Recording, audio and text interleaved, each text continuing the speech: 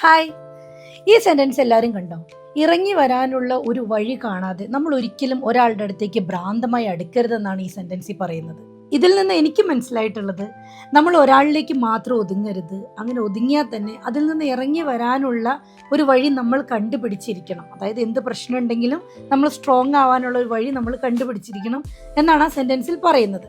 പക്ഷേ എൻ്റെ ഒരു അഭിപ്രായത്തിൽ നമ്മളിപ്പോൾ ഒരാളുടെ അടുത്ത് ഫ്രണ്ട്ഷിപ്പോ അല്ലെങ്കിൽ നമ്മൾ ഒരാളുടെ അടുത്ത് സ്നേഹത്തിലോ ആണെങ്കിൽ നമ്മൾ എന്തായാലും അവിടെ നിന്ന് ഇറങ്ങി വരേണ്ടതല്ലേ എന്ന മനസ്സോടുകൂടി നമ്മൾ അതിലേക്ക് മുന്നോട്ട് പോകുമ്പോൾ എന്തായാലും എന്തൊക്കെ സംഭവിച്ചാലും കുഴപ്പമില്ല, നമുക്ക് എന്തായാലും പോകാനുള്ളതല്ലേ, അല്ലെങ്കിൽ ഇത് പോയാലും എനിക്ക് പ്രശ്നമൊന്നുമില്ല, ആ ഒരു രീതിയിൽ ഒരാളുടെ അടുത്ത് നമ്മൾ ഇഷ്ടമോ ഫ്രണ്ട്ഷിപ്പോ എന്തെങ്കിലും കാണിച്ചിട്ടുണ്ടെങ്കിൽ അതിലൊരു 100% സിൻസിയറിറ്റി എനിക്ക് തോന്നുന്നില്ല.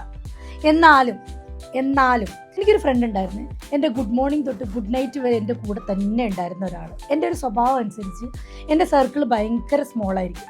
പക്ഷേ അതിലുണ്ടായിരുന്ന ഫ്രണ്ട് അല്ലെങ്കിൽ ഫ്രണ്ട്സ് എന്നോടെല്ലാം പറയുന്നു, അല്ലെങ്കിൽ എനിക്കെല്ലാം സംസാരിക്കാൻ പറ്റണം, അതൊരു ട്രസ്റ്റ് വർത്തി ആയിരിക്കണം, അതാണ് എൻ്റെ ഒരു ഇഷ്ടം.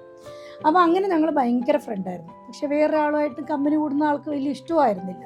അങ്ങനെ എൻ്റെ ലൈഫിൽ ഒരു പ്രോബ്ലം ഉണ്ടായിരുന്ന സമയത്ത് ആൾ എൻ്റെ കൂടെ നിന്നേയില്ല. പിന്നെ ആ ഫ്രണ്ട്ഷിപ്പ് അങ്ങോട്ട് പോയി. പക്ഷേ പിന്നീട് ഞാൻ അറിഞ്ഞിരുന്നത് എന്താണെന്ന് വെച്ചിട്ടുണ്ടെങ്കിൽ, ഞാൻ മാത്രം ഉള്ളായിരുന്നു ആളുടെ അടുത്ത് മാത്രം, അതായത് ഞാൻ മാത്രം ഉള്ളായിരുന്നു ഒരാളിൽ ഒതുങ്ങിയിരുന്നുണ്ടായിരുന്നു. ആൾക്ക് ഭയങ്കര ഫ്രണ്ട്സ് ഉണ്ടായിരുന്നു. അതുകൊണ്ട് ആൾക്കിതൊന്നും ഏറ്റത് എനിക്ക് മാത്രമാണ്.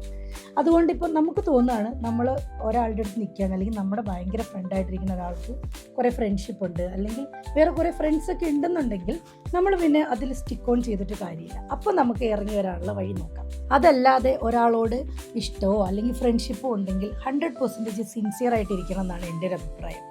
പിന്നെ നമുക്ക് വരുന്നിടത്ത് വെച്ച് കാണാം. നമ്മളൊക്കെ മരിക്കുന്ന ഉറപ്പുണ്ടായിട്ട് കൂടി തന്നെ ജീവിക്കുന്നില്ലേ? പിന്നെയാണോ ഇത്?